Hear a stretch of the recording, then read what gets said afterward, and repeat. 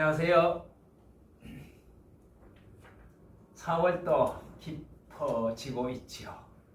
이제 5월달 되면 꽃들도 많이 이제 더 필 텐데, 이 좋은 봄날 공부하시느라고 자유스러운 시간에 한 번씩 살펴보시면은 세계의 역사의 흐름, 또 세상의 이 인심, 정치적 어떤 그 흐름 이런 것들을 종합해서 알 수 있는 그런 계기가 되지 않겠나 싶습니다. 공부하신 분들 어쨌든 대단히 참 훌륭한 분들이다.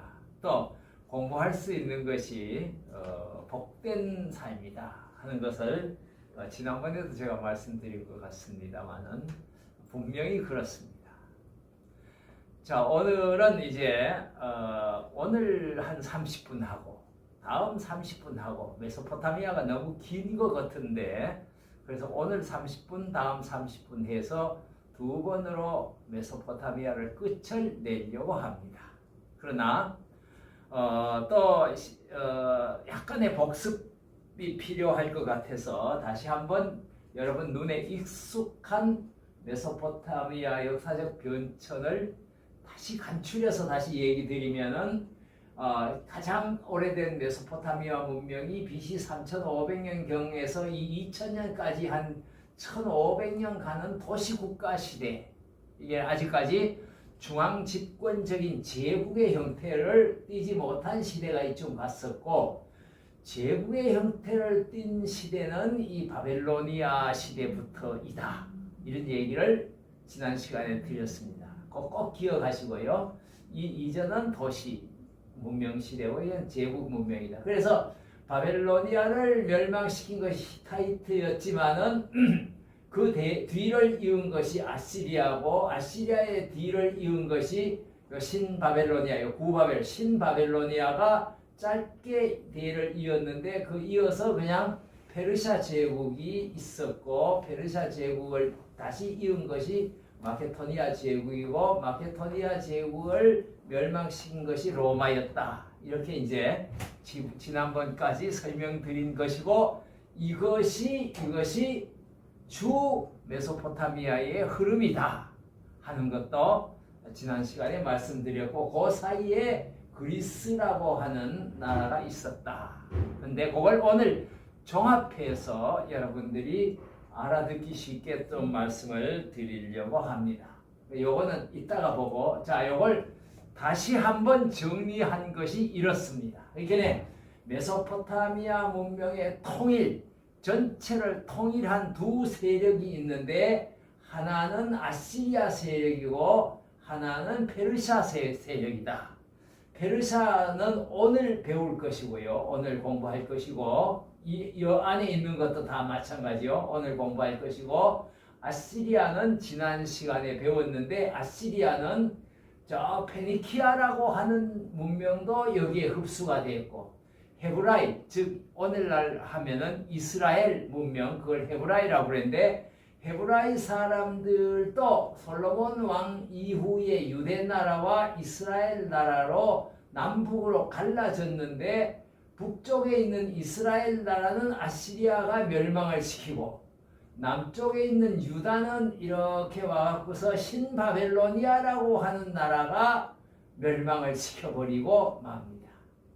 그래서 아시리아에 흡수되고, 수메르 아카드 도시 문명이 끝나고 고바벨로니아라고 하는 중앙 집권 제국이 아시리아에게 멸망이 되고, 그리고 이집트라고 하는 저 다른 문명권마저도 아시리아의 멸망이 되고, 그래서 아시리아가 전체 통일 왕국을 이루는 것인데, 이 아시리아의 역사는 세계 역사, 제국 역사 중에서 가장 강력한 왕권과 군사력을 가지고 가장 난폭한 역사의 기록을 갖고 있다. 그랬는데, 그런 기록은 있는데 지난 시간에도 말씀드렸던 것처럼 모래 밑에 파묻혀 갖고 기록은 있는데 나라가 없었다가 1852년에 영국의 학자가 지나가다가 그 도시를 발굴해냈다. 그런 얘기 지난번에 드렸죠. 예. 그런 아시리아 나라를 세상에서 흔적을 찾아볼 수 없었으니까 얼마나 역사학자들이나 고고학자들이 고민을 했겠습니까? 그 아시리아의 뒤를 이어서 한 그 주류가 신바벨로니아이고, 결국은 신바벨로니아를 멸망을 시킨 페르시아 제국은 리디아, 메디아, 신바벨로니아, 이집트, 고바벨로니아에서 고바벨로니아에서 이어지는 신바벨로니아, 또 유대에서 헤브라이의 유대, 이거 다 신바벨로니아에서 페르시아 제국으로 이렇게 역사가 흘러갔다. 이 표를 보면은 그런 것을 좀 정리가 될 것이죠. 자, 그러면은 오늘은 페르시아 제국이 통일하기 이전에 있었던 역사를 조금은 봐야 되는데, 왜 제가 오늘 시간 없는데 이 얘기를 하는가 하면은, 이 당시에 페르시아 제국이 성립되는 과정을 서양 역사의 아버지 헤로도토스가 쓴 역사라고 하는 책, 이스토리아, 역사라고 하는 책에 처음에 페르시아 국가가 어떻게 나라가 만들어지는가 하는 얘기를 썼기 때문에, 역사 공부하셨으니까 그 정도는 좀 아시라고 제가 오늘 이 페르시아 제국이 형성되는 과정의 얘기를 조금 해드리려고 합니다. 자, 그러면 이 당시에 지도를 가지고 정세를 한번 살펴보면요, 이 당시에는 이 중앙에 아시리아, 아까 앞에서 본 아시리아가 전체를 차지하고 있었습니다. 전체를 차지하고 있었는데, 이 지도는 페르시아가 요게 페르시아가 요 있죠. 이게 보세요. 이 당시에 아시리아가 차지하고 있었지만은, 아시리아는 벌써 생겨진 지가 오래돼 갖고서 힘을 잃어가고 있었고, 그 옆에 메디아라고 하는 나라가 이 카스피의 밑에 아주 막강한 힘을 가지고 등장을 합니다.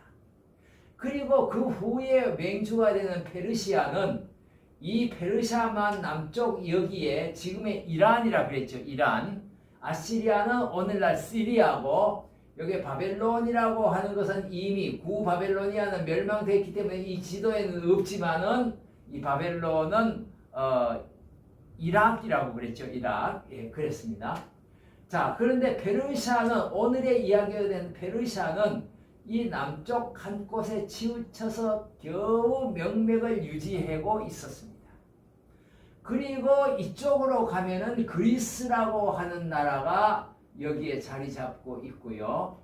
그리스 위에 마케도니아라고 하는 나라가 또 하나 탄생을 해 있네요. 이때 이 지도가 만들어질 때는. 그러니까 아주 여러 나라들이 이때 오니까네 이 메소포타미아 지역을 그냥 하고 있었는데, 요게 지금 글자로는 리디아 조그만하게 써갖고서 여러분들이 잘 못 보지만은, 역사의 흐름의 순서로 보면은 아시리아가 멸망해 가려고 껄떡껄떡 죽으려고 껄떡거릴 때에 이 오늘날 터키에 있는 이 소아시아 지역, 여기에 리디아라고 하는 나라가 있었는데, 이 리디아가 제일 강했습니다. 제일 강했다가 리디아가 메디아를 쳐들어왔다가 메디아에게 그냥 완전히 멸망을 당합니다. 그래서 그 다음에 메디아가 제일 강했어요. 메디아가 제일 강했고, 거기에 있는 페르시아는 메디아의 종노릇 비슷하게 하는 상태에 있었어요. 그러니까 리디아를 멸망시키고 나서 메디아가 최고로 강했고, 이 메디아하고 페르시아하고가 손을 잡고 누구를 무너뜨리는가 하면 아시리아를 무너뜨리고, 그리고 그 힘을 빌려 갖고서 이 페르시아가 결국은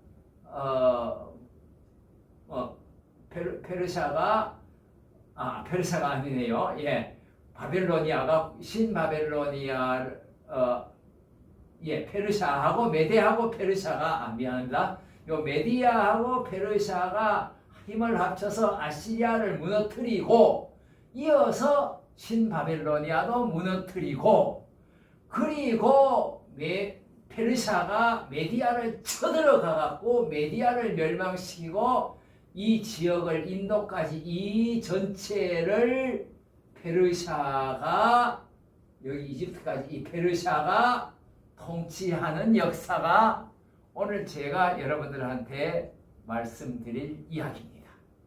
순서를 다시 한 번만 해줄게요.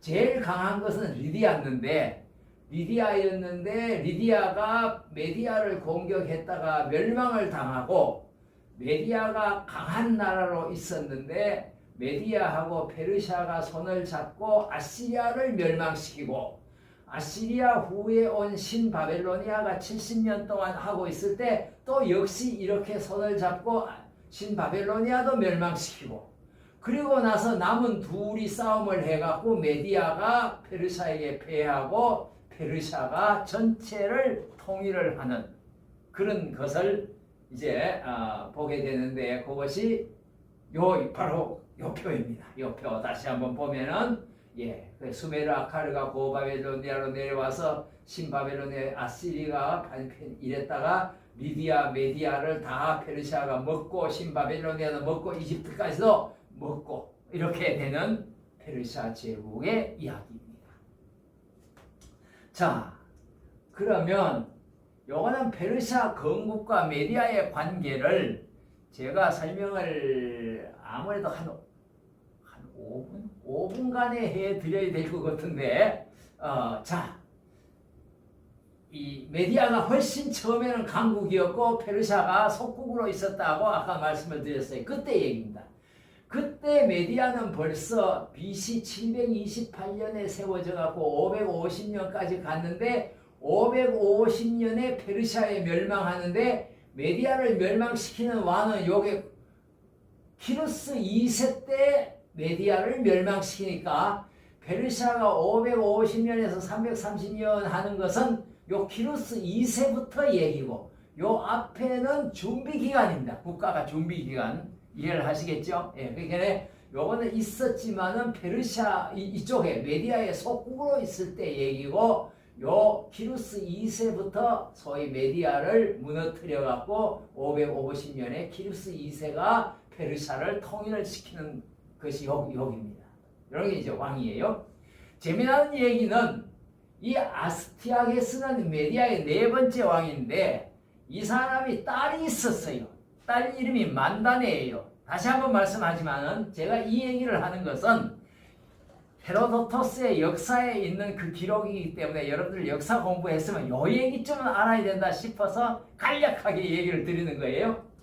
딸이 만다네가 있었는데 만다네가 한 날 잠을 자다가 꿈을 꿨어요. 꿈을 꿨는데 오줌을 쌌는데 우리 이 신라의 김춘추의 딸이 꿈꾼 도희가 꿈꾼 그 꿈 얘기하고 비슷해요. 오줌을 쌌는데 그 오줌이 황금 강물이 돼갖고 오줌이 빛깔이 그냥 황금처럼 쫙 돼갖고 이 메소포타미아 아시아 전체를 갖다가 막 확 덮는 꿈을 꿨어요. 그래서 너무 기이해갖고서 아버지한테 그 얘기를 했더니 아버지가 눈만큼 뻑뻑뻑 하고 있었어요. 그랬는데 한 열이 지냈는데 그 아버지 아스티아게스도 또 꿈을 꿨어요. 꿈을 꿨는데 어떤 꿈을 꿨느냐 하니까 공주의 자궁에서 이 딸 만다네 공주지요 딸이니까 공주의 자궁에서 포도나무가 쫙 피어나오더니만은 온 또 아시아를 다 덮는 거예요. 그 꿈을 자기도 꾸고 나니까 야 이게 뭐냐 그래갖고 점쟁이를 찾아봤어요.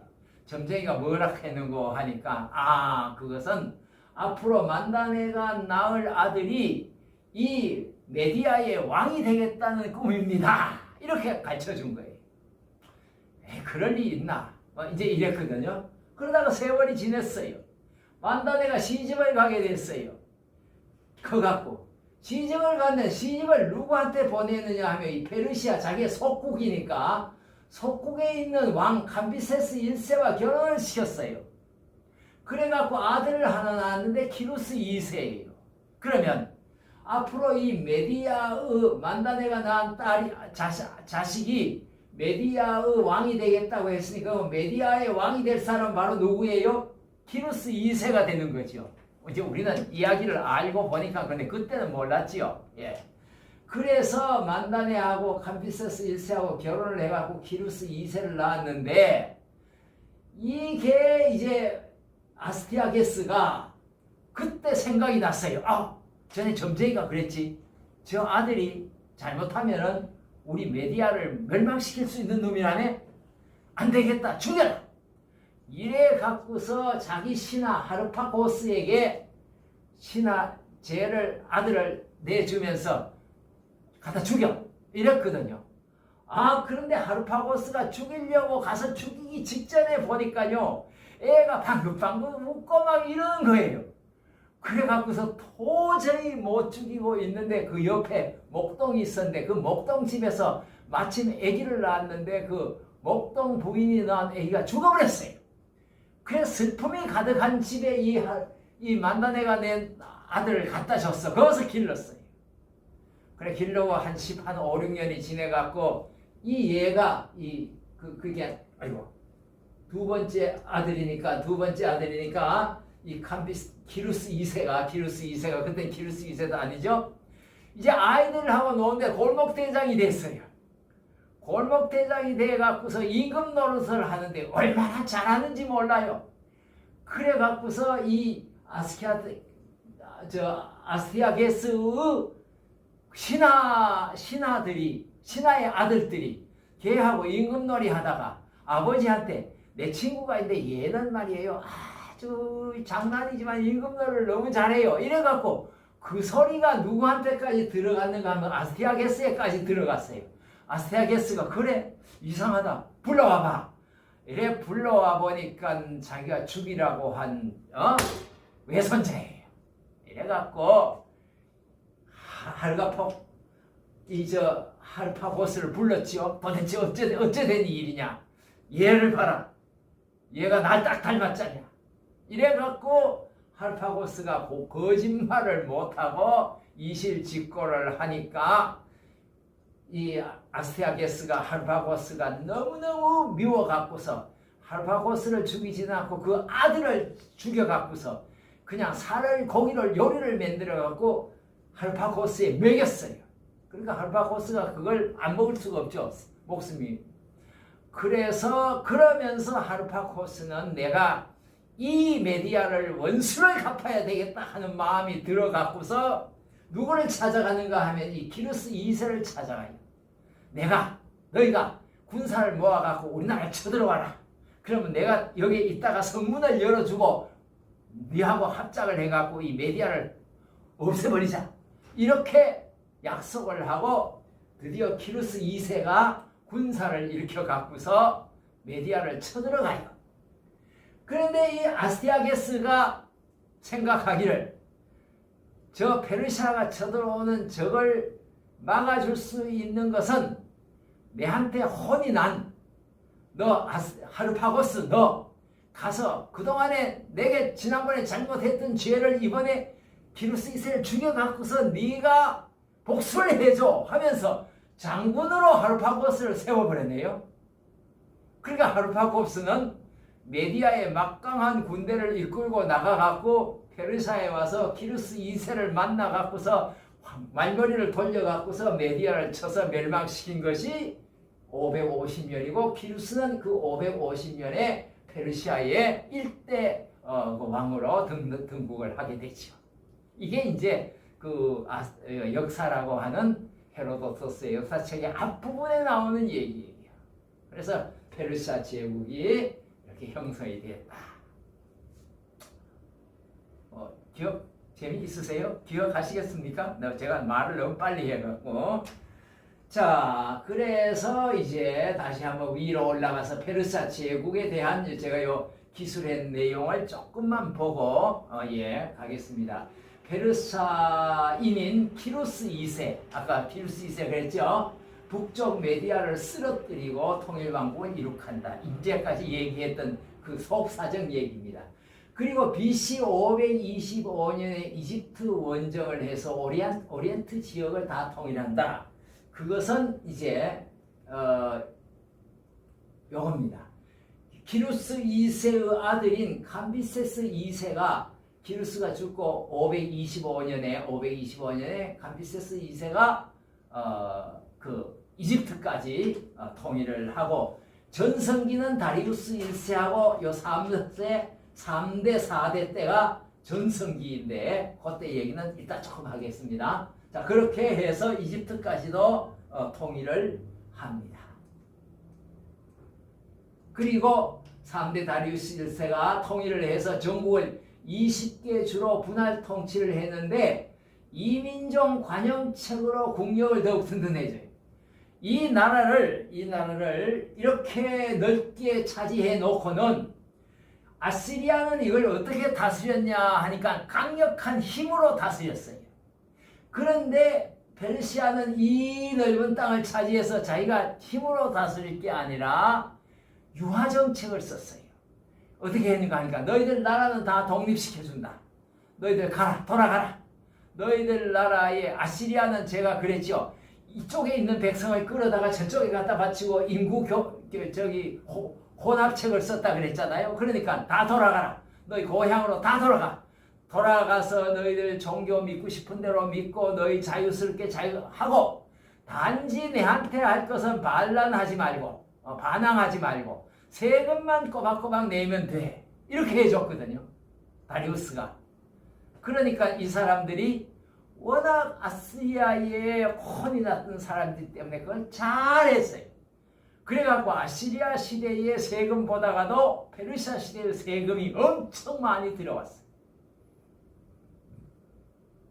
그래서 페르시아는 아주 부유한 제국으로 등장하게 되고 그러다 보니까 이때 아까 메디아하고 페르시아하고 싸울 때 얘기를 제가 빼먹었는데 페르시아가 에라 이걸 친 김에 여기까지 가자 이래갖고 여기까지 와갖고서 이 그리스 건너편에 있는 여기 이렇게 트라키아 아니 여기 그리스 건너편에 있는 이 지역까지 이미 지도에는 나와 있습니다만 그때 그랬다는 얘기예요. 이 지역까지를 잡아먹으면서 그때의 강국이었던 이 그리스를 쳐들어가야 되겠다고 하는 심산을 가지고 있어요. 그래서 이 페르시아와 그리스가 싸움을 벌이게 되죠. 그리스는 옛날부터 해양 강국이었어요. 그렇기 때문에 문화적으로나 철학적으로나 유명한 건데 그건 이따가 얘기를 하겠습니다. 그래서 그리스하고 이 페르시아하고 세 번에 걸쳐서 전쟁을 치르게 되는데 자 페르시아가 이렇게 나라가 만들어졌다 하는 거 보시고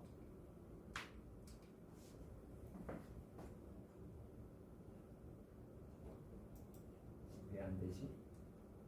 예. 보시고 그래서 이제 관용책으로 튼튼해졌고 드디어 페르시아가 330년에 멸망을 하는데 333년에 이게 33년 전이 3년 전이네요. 3년 전에 333년 전에 마게도니아와 이수스 전투에서 페르시아가 멸망을 하고 그게 지고 330년에 멸망하는 역사를 보여주고 있습니다. 조금 복잡하죠. 자, 그러면 이제 다음 얘기. 자, 이것이 이제 그 관계를 다시 한번 표로 그린 건데요. 자, 이것이 이제 요 파란색이 그리스 역사입니다. 요 밑에 있는 것이 페르시아 역사입니다. 그리고 요 사이에 있는 것이 마케도니아 역사입니다. 그러면 이 기록지로 봤을 때 그리스는 여기서만 시작하는 게 아니라 여기 지금 제 그리스 역사의 변천사를 여기에 만들어 놨는데 BC 3000년경부터서 시작했던 역사고 그리스 문명이라고 요게 한 것은 1100년에서 338년 멸망까지를 여기에다 갖다 옮겨 놓은 거예요. 옮겨 놓은 건데 그리스가 현대 그리스로 역사에서 모습을 나타낸 것은 8세기 폴리스라고 하는, 폴리스는 경찰이라는 뜻이 아니고 그 당시에는 도시국가라고 하는 의미예요. 그리스는 산악지대예요. 그래갖고 넓은 평야가 없어요. 그래서 산 구석구석마다 도시들이 이루어져 있었어요. 최고로 많을 때 한 20만 된 아테네가 그런 정도밖에 안 됐으니까 아주 작은 국가였죠. 그래서 여기는 그런 도시국가가 생기다 보니까 민주정치가 생겨나고 해서 쭉 내려가서 가는데 요게 338년이라고 돼 있죠. 338년에 마게도니아가 쳐들어와서 그리스를 멸망을 시켜버립니다. 마게도니아는 382년에 아까 지도에서 북쪽에 마게도니아가 있었는데 그 382년에 나라를 거기서 만들어 갖고 301년에 망하니까 한 80년밖에 못 있었는데 실제는 이 301년에 멸망하고 나서 나라가 세 동가리로 나누어집니다. 그건 다음에 얘기를 이따 마게도니아에 들어갈 때 얘기를 하는데 세 동아리로 나누어져서 BC 30년까지 가요. 그러니까 380에서 30년까지 가니까 한 350년 동안 마게도니아도 3분 된 다음에까지는 여기 가요. 그 이따 다시 해요. 그 다음에 이제 이 페르시아는 아까 우리가 살펴본 것처럼 550년에서 330년까지 있었고 바벨론 정복은 신바벨로니아를 539년에 페르시아가 정복을 했다 그랬죠. 그리고 이때가 가장 페르시아로서는 전성기라 그랬어요. 3대 4대. 아까 다리우스 왕 크르세스 4대. 이 두 왕이 있던 시대가 이때인데 드디어 페르시아가 욕심을 내 갖고서 어디로 쳐들어가는가 하니까 그리스를 쳐들어가 갖고 492년에서 480년 사이에 세 번에 걸쳐서 전쟁을 하게 됩니다. 그런데 결론적으로는 이 막강한 페르시아가 이 그리스의 세 번 전쟁을 다 지고 나서 아주 허리가 휘청하고 나서 있을 때 마게도니아에 있는 알렉산더 대왕이 336년에서 323년까지 살았는데 짧게 살았죠. 13년 살았네요. 33살에 죽습니다. 젊은 나이에 아주 훌륭한 왕이었고 세계 역사에서 알아주는 알렉산드로스가 마케도니아 왕으로 있다가 죽으면서 그 얘기는 다음에 할 거예요. 죽으면서 죽고 나니까 323년에 죽고 나서 알렉산더 대왕 없이 나라를 301년까지 다스려 나갔어요. 301년까지 다스려 나갔는데 결국은 301년 가서 도저히 이제 더 이상 안 되겠다 해서 나라를 세 개로 쪼갰어요. 그것도 다음에 할 거고요. 자, 그런 마케도니아예요.